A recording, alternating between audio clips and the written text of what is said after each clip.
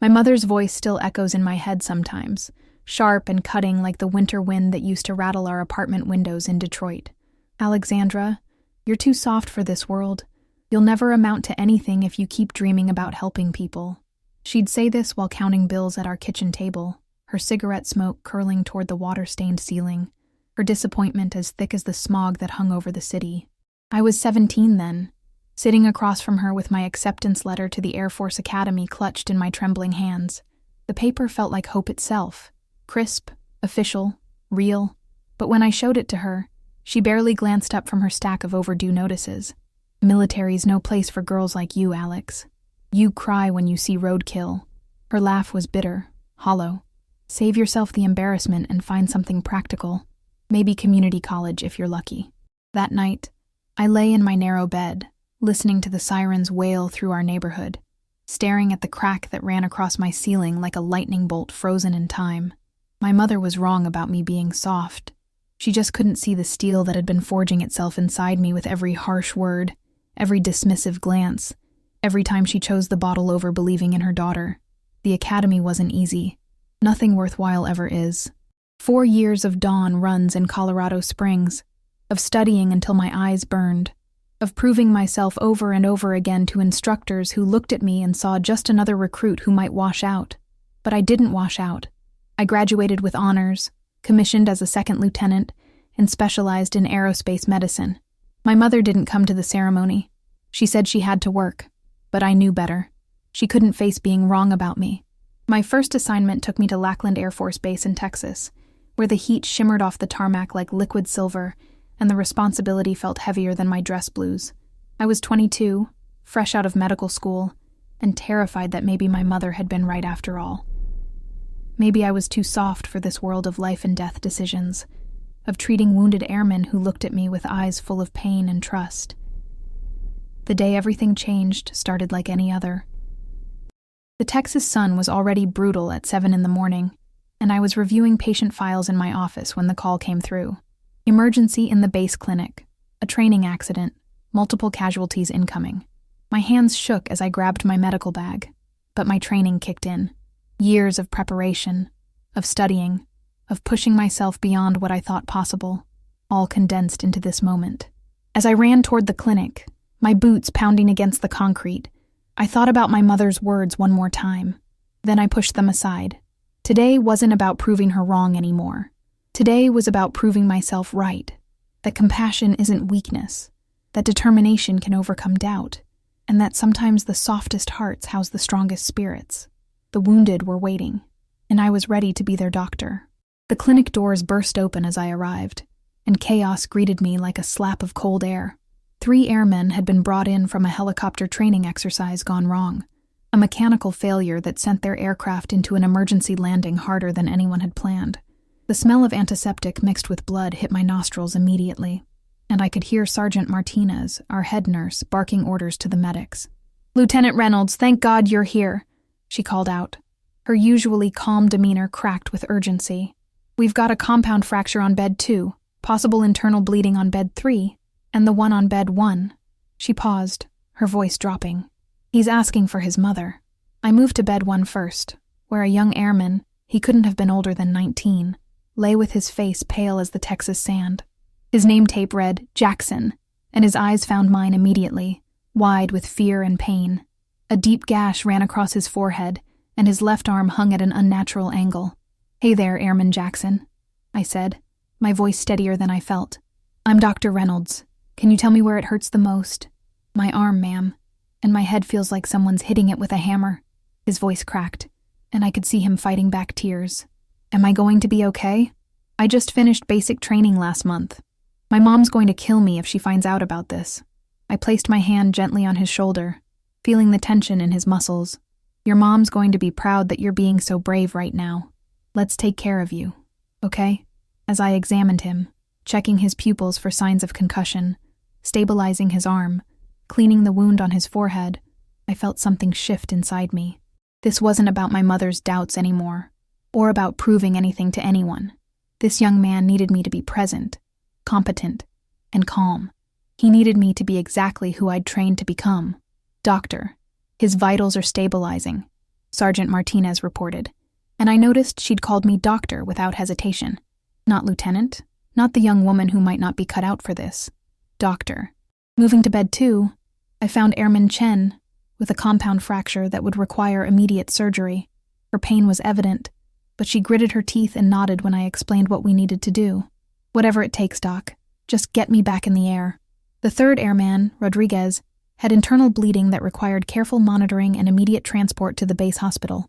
As I worked, coordinating with the surgical team, monitoring vitals, making split-second decisions about treatment protocols, I realized something profound was happening. The fear that had gripped me when I first ran toward the clinic was gone, replaced by a clear-headed focus I'd never experienced before. Hours later, as the last patient was stabilized and transported, I stood in the empty clinic washing blood from my hands. The Texas heat had given way to evening, and through the window I could see the lights of the base twinkling like earthbound stars. All 3 airmen would recover fully. I had done this. I had saved lives today. My phone buzzed against my hip just as I was finishing my incident reports. The display showed an unfamiliar number with a local area code, and something in my gut told me to answer it. Dr. Reynolds? This is Captain Williams from the base legal office. I need to speak with you about the helicopter incident from this morning. His voice carried a weight that made my stomach drop. There's been a development. 20 minutes later, I sat across from Captain Williams in his sterile office, the fluorescent lights casting harsh shadows across his weathered face. Behind him, certificates and commendations lined the wall like soldiers at attention, but his expression was anything but celebratory. Doctor, I'll be direct. Airman Jackson's family has filed a complaint alleging medical malpractice. They're claiming you exceeded your authority as a newly commissioned officer and that your treatment caused additional trauma to their son. He slid a thick folder across the desk. They've hired a civilian attorney, and they're demanding a formal investigation. The words hit me like a physical blow. I opened the folder with trembling hands, scanning legal documents filled with accusations that made my vision blur.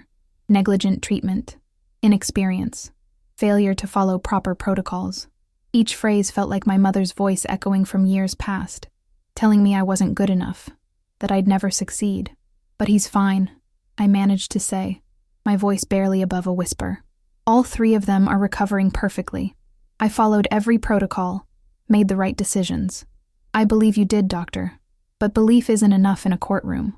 Captain Williams leaned forward, his expression softening slightly. The family claims you should have waited for a more senior physician, that you were too eager to prove yourself. They're painting a picture of an inexperienced young officer playing doctor with their son's life. I thought about Jackson's frightened eyes, how he'd asked for his mother, how I'd held his shoulder while explaining each step of his treatment. I remembered the way his pain had eased as I cleaned his wounds, how he'd thanked me before being transported to the hospital. Had I misread the situation? Had my desire to help actually caused harm? There's more, Captain Williams continued, and I braced myself for another blow. This is going to military court. You'll need to testify about your actions. Defend your medical decisions in front of a panel of officers who will determine whether you're fit to continue practicing military medicine. The room felt like it was spinning. Everything I'd worked for, every late night studying, every moment of doubt I'd overcome, all of it suddenly hung in the balance because of one family's complaint. My mother's voice grew louder in my head. You're too soft for this world, Alexandra. You'll never amount to anything. When? I asked, surprised by how steady my voice sounded despite the chaos in my chest. 2 weeks. And doctor? Captain Williams stood, extending his hand. For what it's worth, I've read your service record. Your instructors at the academy, your professors in medical school, they all said the same thing. You're going to be an exceptional physician. Don't let this shake that foundation. As I walked back to my quarters that evening, the Texas stars seemed dimmer somehow, and I wondered if my mother had been right all along. The next 2 weeks felt like walking through quicksand. Every morning, I'd wake up hoping the nightmare would be over, that someone would call to say it was all a misunderstanding. Instead, each day brought new complications that seemed designed to test every ounce of resolve I'd built over the years. 3 days after my meeting with Captain Williams, I received a call from my commanding officer, Colonel Hayes. Her voice was clipped, professional, but I could hear the disappointment underneath. Lieutenant Reynolds, I'm placing you on administrative leave pending the outcome of the court proceedings. You're restricted from treating patients until this matter is resolved. The words felt like a punch to the gut. I'd been stripped of the one thing that gave my life meaning, the ability to help people, to use my training to make a difference. Instead of spending my days in the clinic, I found myself confined to desk duty, filing reports and organizing medical supplies, while my colleagues whispered in the hallways. The worst part wasn't the isolation or the sideways glances from other officers. It was the doubt that crept in during the quiet moments. Late at night, I'd replay every second of Jackson's treatment, analyzing each decision I'd made. Had I moved too quickly? Should I have waited for a more senior physician? The questions multiplied like cancer cells, eating away at my confidence. Then came the media attention. Somehow Jackson's family had contacted local news stations, and suddenly my case became a story about military accountability and young officers being given too much responsibility too soon. I watched in horror as a reporter stood outside the base gates, describing me as an inexperienced 22-year-old playing with lives. They used my academy graduation photo, making me look even younger, more naive. My phone started ringing constantly, reporters wanting statements, old classmates calling to ask if what they'd seen on the news was true, and worst of all, a call from my mother. She'd seen the coverage in Detroit, and her voice carried that familiar tone of vindication when she said, "I told you this would happen, Alexandra. I tried to warn you." The legal complications multiplied daily. Jackson's family had hired Marcus Brennan, a high-profile civilian attorney known for taking on military cases. He'd already filed additional motions, claiming the Air Force was trying to cover up a pattern of inexperienced medical personnel being given responsibilities beyond their training. He was demanding access to personnel files, training records, and medical protocols. Captain Williams called me into his office again, this time with grim news. "Dr. Reynolds, Brennan is building a case that goes beyond just your treatment of Jackson. He's alleging systemic problems with how the military trains and deploys young medical officers. He's subpoenaed records from 5 other recent graduates, looking for similar incidents." My stomach dropped. So this isn't just about me anymore? No, it's not. You've become the face of a much larger argument about military medicine. The pressure from above is intense. They want this resolved quickly and quietly. He paused, studying my face. "There's something else. Brennan has requested that Jackson testify against you. The young man you saved is going to be asked to stand up in court and claim you harmed him." The irony was suffocating. The patient I'd helped, whose pain I'd eased, whose fear I'd calmed, would now be used as a weapon against everything I'd worked to become. That night, I sat in my small quarters staring at the legal documents spread across my desk, like pieces of a puzzle I couldn't solve. The walls felt like they were closing in, decorated only with my medical school diploma and a photo of me in dress blues on graduation day. Reminders of dreams that now seemed foolish and naive. My mother's words echoed louder than ever. "You're too soft for this world." I was about to surrender to the darkness when my phone rang. The caller ID showed a number I didn't recognize, but something made me answer anyway. "Dr. Reynolds? This is Maria Santos. I'm a nurse at San Antonio General Hospital." Her voice was warm, unfamiliar, and I couldn't understand why she was calling me at 10 o'clock at night. "I hope you don't mind me reaching out like this, but I had to tell you something. I'm sorry, but I think you have the wrong number. I'm currently not practicing." "No, I have the right number. You see, my son is Airman Rodriguez. He was one of the 3 men you treated 2 weeks ago." My breath caught in my throat. Rodriguez, the one with internal bleeding, the one I'd monitored so carefully before his transport to the hospital. "I wanted to thank you for saving his life." The words hit me like a physical force. "Mrs. Santos, I don't understand. Your son is involved in the legal case against me. That's exactly why I'm calling." Her voice grew firm, determined. "My Miguel told me what really happened that day.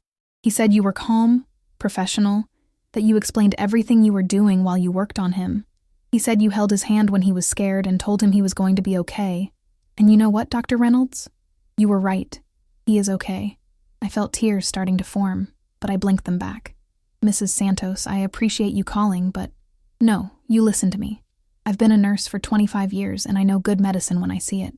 My son described your treatment to me in detail, and everything you did was textbook perfect. More than that, you treated him like a human being, not just a case." She paused, and I could hear her taking a deep breath. "I've contacted the other families. Chen's parents feel the same way. We're all going to testify on your behalf." The room suddenly felt different, like sunlight had broken through storm clouds. "You would do that? Doctor, my son calls you his guardian angel. He said you saved his life that day, and not just medically. You gave him hope when he was terrified. That's not malpractice. That's what real doctors do." Her voice cracked with emotion. "I don't know what Jackson's family is thinking, but they don't speak for all of us. We believe in you." After I hung up, I sat in the silence of my quarters, but it no longer felt oppressive. For the first time in 2 weeks, I could breathe deeply. 3 families believed in me. 2 patients were ready to stand up and call me their doctor, not in spite of my youth and inexperience, but because of the care I'd shown them in their darkest moment. My mother had been wrong about me being too soft. Compassion wasn't my weakness. It was going to be my strength in that courtroom. The morning of the court-martial arrived with an unseasonable chill that cut through my dress blues like a blade.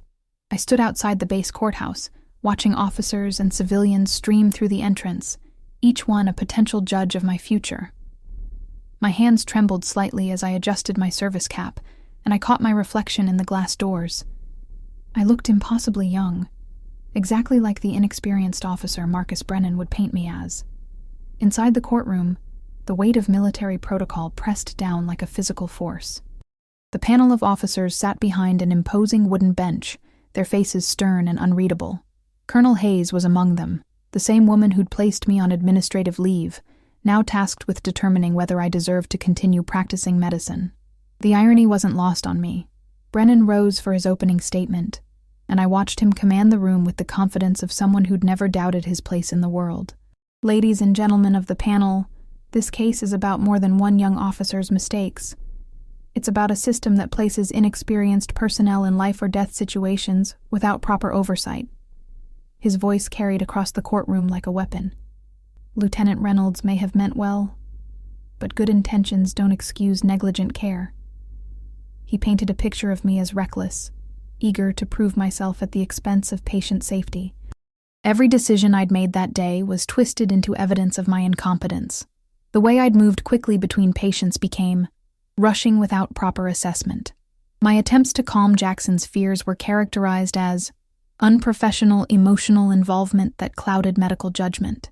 Then came the moment I'd been dreading. Jackson took the stand, looking uncomfortable in his dress uniform, his left arm still showing signs of the injury I'd treated. Brennan led him through his testimony with surgical precision, and I watched in horror as the young man I'd helped was coached into describing my care as scary and too fast. "Did Lieutenant Reynolds explain what she was doing while treating your injuries?" Brennan asked. "She talked a lot, but I was in pain and scared. I couldn't really understand everything she was saying," Jackson replied, not meeting my eyes. "I just wanted someone with more experience." The words cut deeper than any physical wound I'd ever treated. This was the same young man who'd thanked me, who'd called me his guardian angel according to Mrs. Santos. But sitting in that witness box, surrounded by lawyers and legal pressure, he'd become a stranger. My attorney, Captain Sarah Mitchell, did her best during cross-examination, but the damage felt irreversible. Jackson's testimony had given Brennan everything he needed to portray me as an overconfident rookie who'd gambled with lives and lost. During the lunch recess, I sat alone in the courthouse cafeteria, staring at a sandwich I couldn't bring myself to eat. Other officers avoided my table, and I could feel their whispered conversations following me like shadows. My phone buzzed with a text from my mother. "Saw the news coverage. Maybe it's time to consider other options, Alexandra." The afternoon would bring my chance to testify, to defend every decision I'd made that day.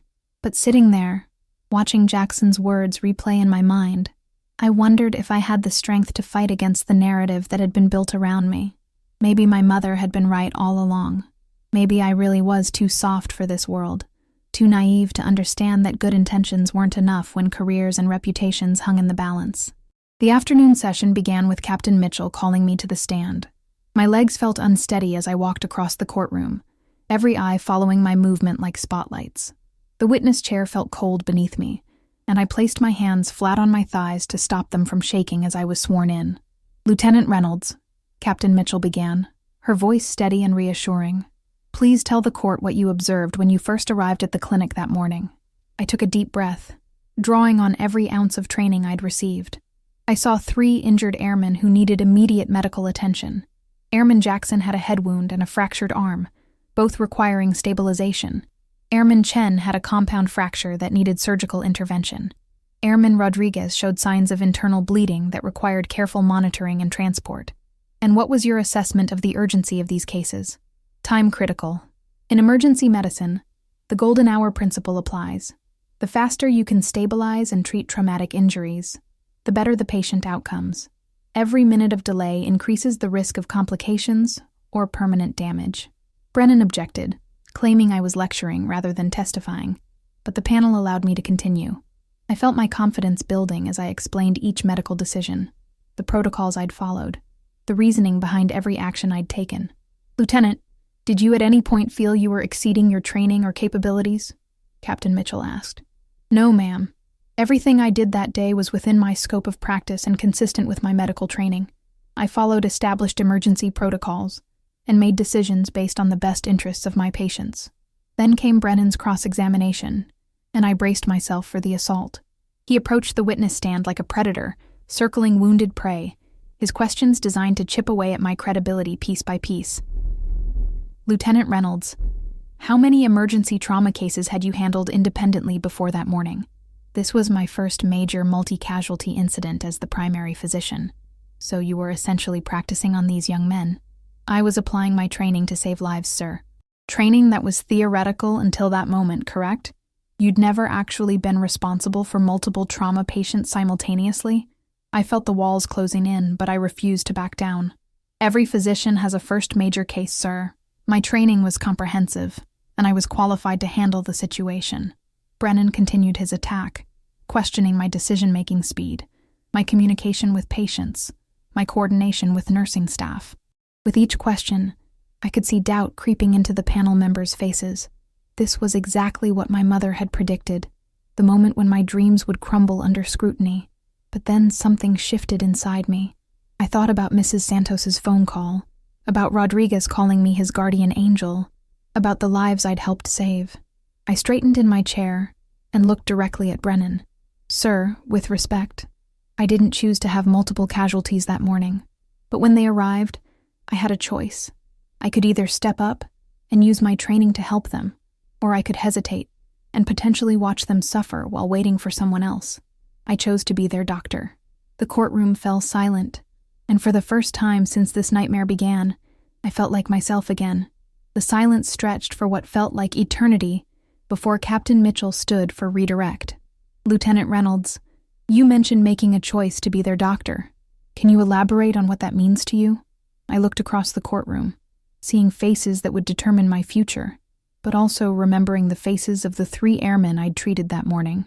Being a doctor isn't just about medical knowledge or following protocols. It's about being present when someone needs you most, about making decisions under pressure while maintaining compassion. That morning, 3 young men were hurt and scared, and they needed someone to take care of them. I became their doctor not because of my rank or my degree, but because I chose to put their needs above my own fears. As I stepped down from the witness stand, I caught sight of movement at the back of the courtroom.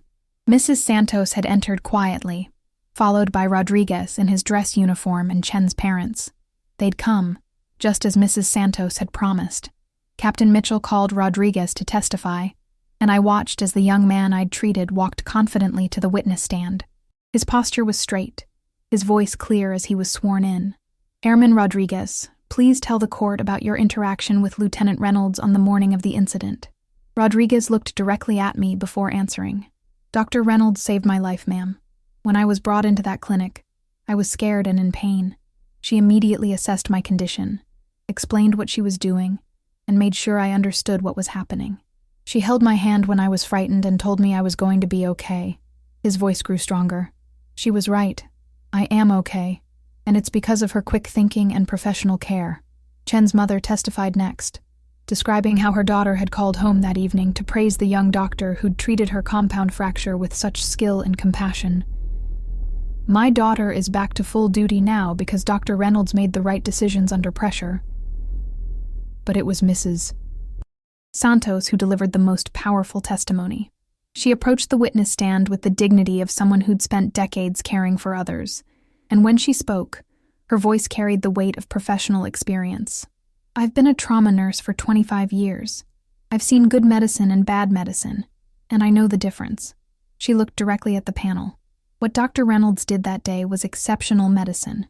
She triaged correctly, treated appropriately, and, most importantly, she gave these young men hope when they needed it most. My son doesn't call her Lieutenant Reynolds anymore.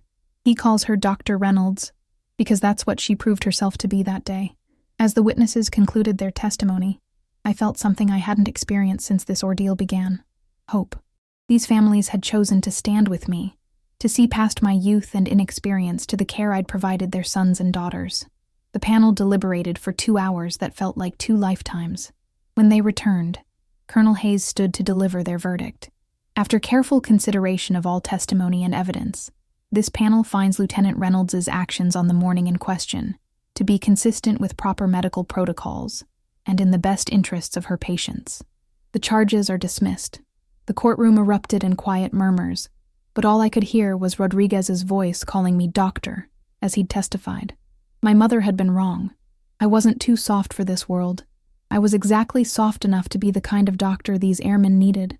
You know, when I was in that courtroom, defending everything I'd fought for, I realized something. Sometimes the only difference between giving up and winning is having someone who believes in you. Today, almost nobody subscribes to channels like this. It's sad, but it's true. And look, I'm not asking for money.